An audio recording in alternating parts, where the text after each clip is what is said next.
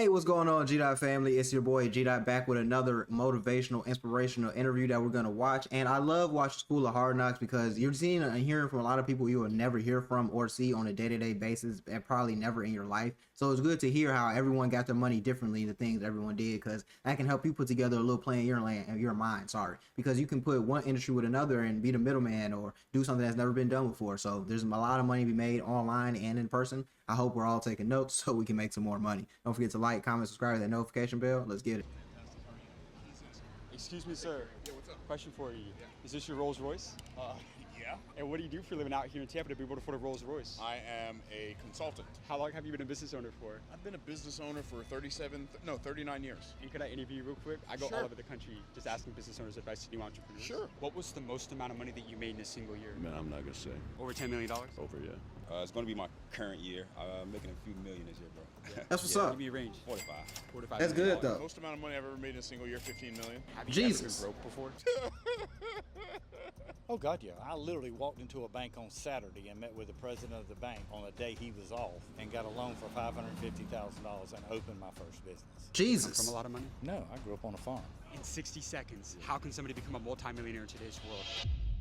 I ain't gonna lie, these things like this are just always motivating because it's always refreshing to hear people that start off at the same level you did and they didn't start off with a golden spoon, they didn't start off with a silver spoon, they had to grind it up from the bottom to the top. Always an amazing story, but I do want to start learning more how to leverage my credit as far as getting a business loan, because I know how to get a regular loan, but I want a business loan, so I'm trying to look more into that. You'll see a lot more interviews on those types of things coming soon too. We just landed in one of the wealthiest cities in the entire country, Tampa, Florida. And for those that don't know, Really? Tampa, Florida is home to over 60,000 millionaires and nearly 10 billionaires. And we're going to be going all over the city to the wealthiest areas to ask I didn't know that. multi-millionaires. Interesting to know. Some of the biggest companies in the entire city, how they became successful, and how you can start your path to becoming financially free in today's world. So with that being said, let's get this video on the way. Excuse me, sir. Question for you.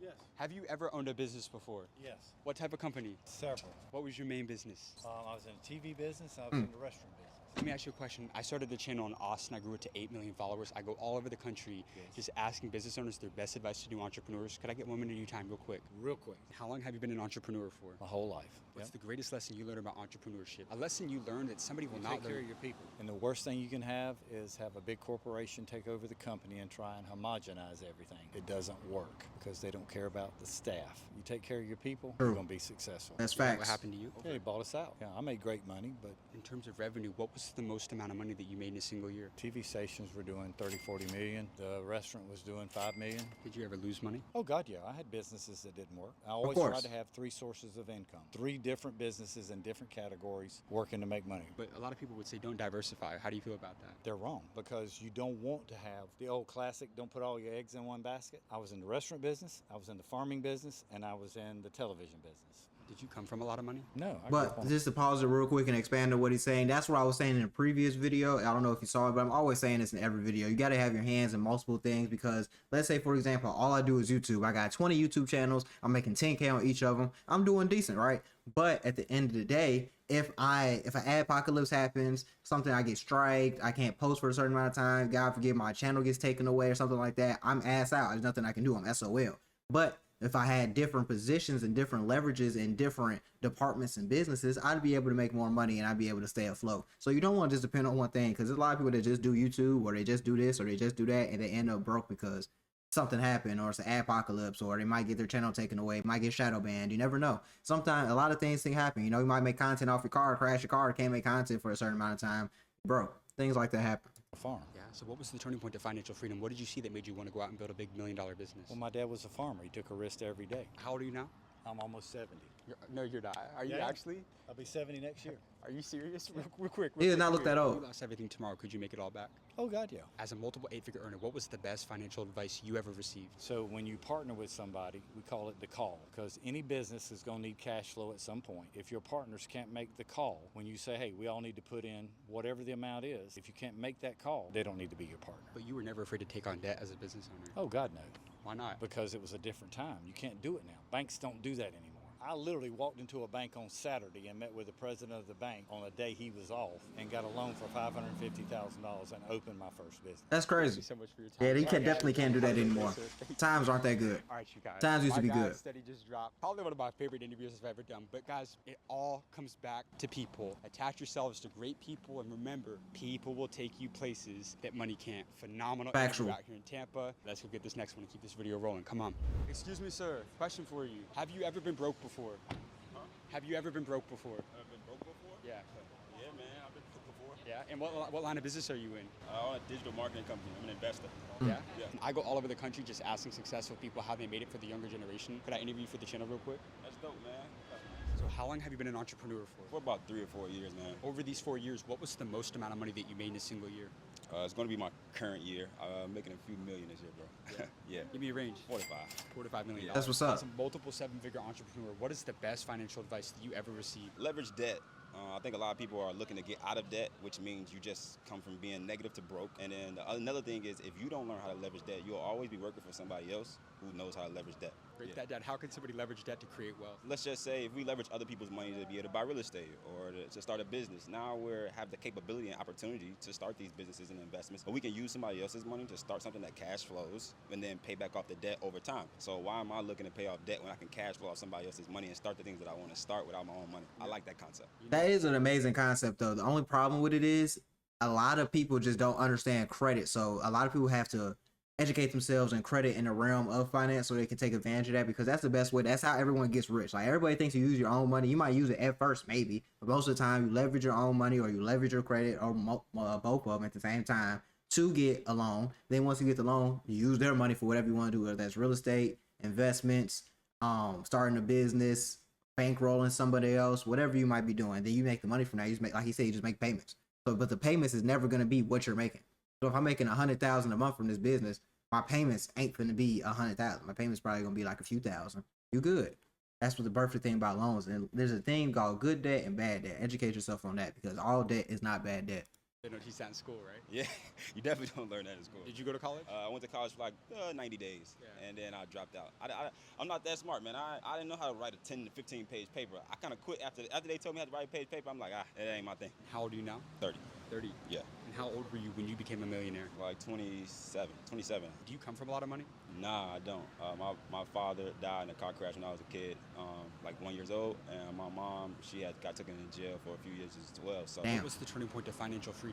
one thing that I know is that everybody do is say that stuff is hard. Starting a business is hard. Investing is hard. Like getting your credit together is hard. Well, it's hard being broke. It's hard being in the same position year after year after year after year. So you got to choose what hard you want. All right, you guys, this video just got up to an amazing start, and we're headed to go get our next interview right now. But I want to take a quick moment to talk to you guys about one of the 100% true. The last guy dropped some great pointers.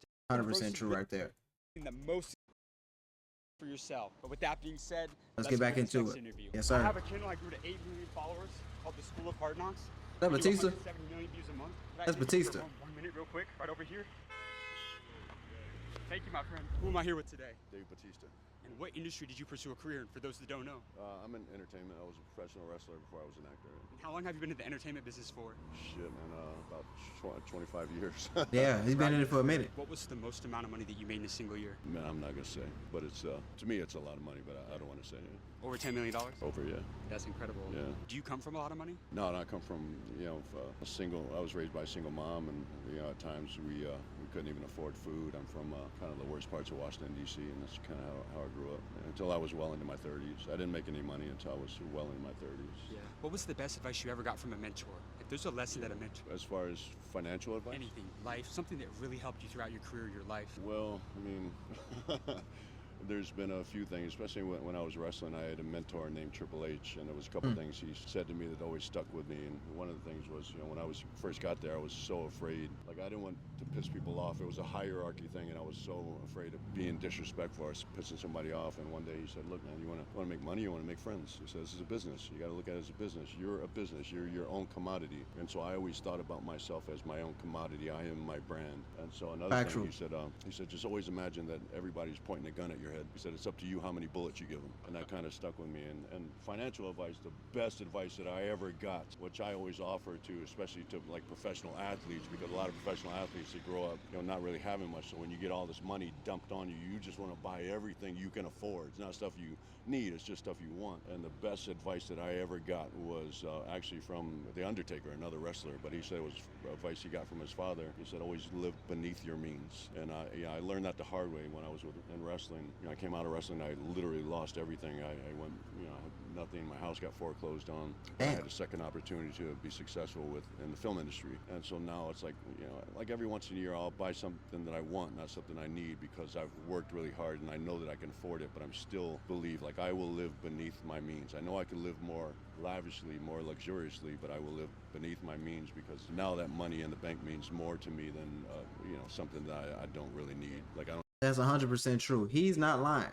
And that's how a lot of people end up going broke, because even before they get rich, they just get money that never had money before. Now you start getting a couple thousand every week, or you make a few thousand every month. It just escalates from there, and now you balling out. So you balling out of control, at least. So you always got to keep control on your spending. You always got to ball with a limit, ball with a purpose.